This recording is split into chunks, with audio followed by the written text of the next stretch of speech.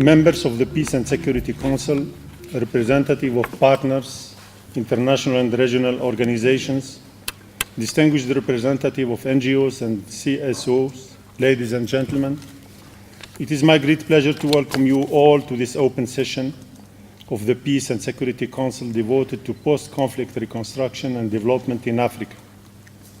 The daunting challenge of post-conflict reconstruction and development cannot be overemphasized. Recent relapses into violent conflicts in South Sudan and Central African Republic, countries hitherto considered as having emerged from conflicts, amply highlights the need to step up efforts to consolidate peace where it has been achieved and to prevent further relapse into violence. Indeed, it's a fact that in the early phases of the transition from conflict to peace, processes in favor of peace remains fragile and the risk of resumption of violence also remains high. This is due to the fact that countries emerging from conflicts are characterized by weakened and non-existent capacity at all levels, non-functioning institutions, and the absence of a democratic culture, good governance, rule of law, and the respect of human rights. Since the adoption of the Africa Union policy on post-conflict reconstruction and development, PCRD, in 2006, the Commission has taken a number of steps towards its implementation.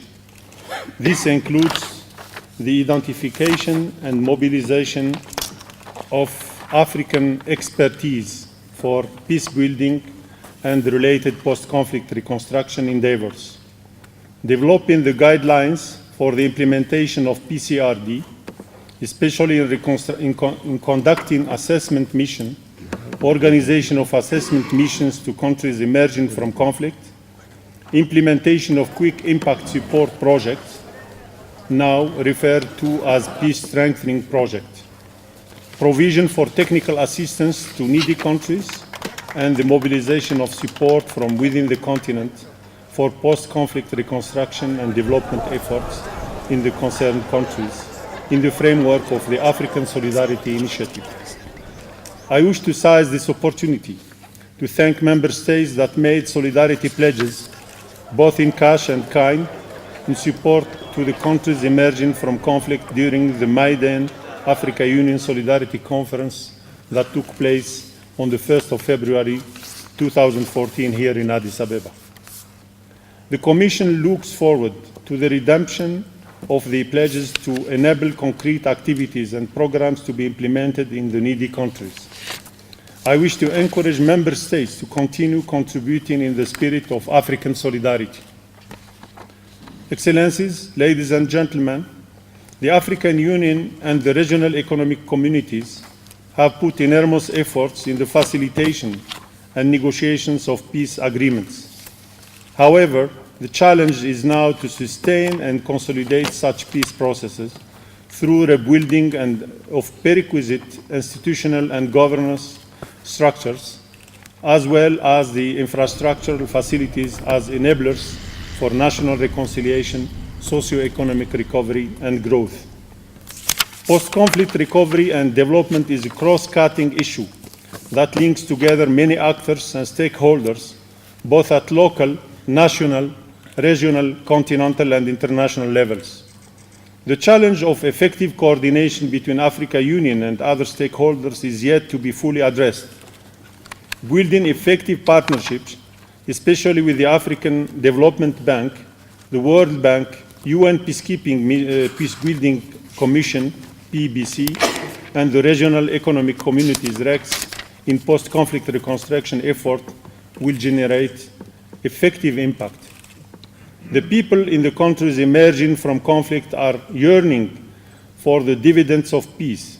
It is our collective responsibility to allow these hopes to fail, not to allow these hopes to fail.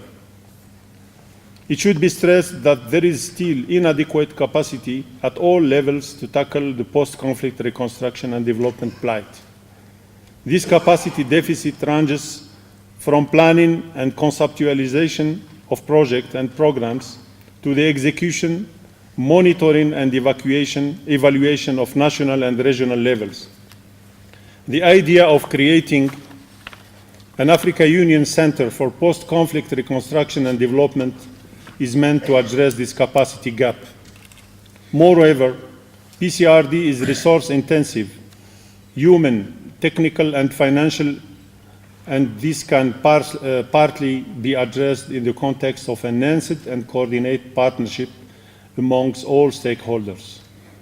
In the search for resources and means to execute this noble agenda, the Africa Union and the RECs, as well as the UN, should not be competing or replacing one another.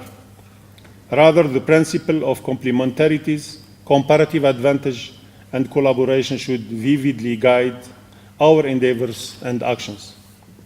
I wish to recall that at its 230th meeting held on 27th and 31 May 2010, the PSC considered the report of the multidisciplinary mission for the evaluation of post-conflict reconstruction and development needs, which visited the Democratic Republic of Congo from 21 January to 13 February 2010, and Burundi from 13 to 22 February 2010.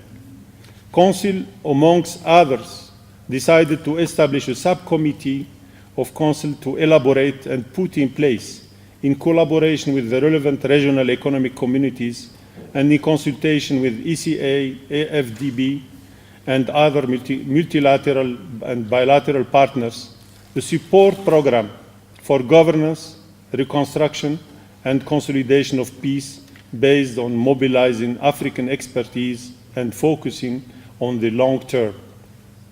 We need to expedite action in this regard, as well as revamp the Africa Union Ministerial Committee on Post-Conflict Reconstruction and Development on Sudan that was created in 2003. I am convinced that the discussions today will open the way for concrete proposals to enhance and collective efforts in addressing the post-conflict reconstruction and development gaps at all levels. I wish you a fruitful deliberation, and I thank you.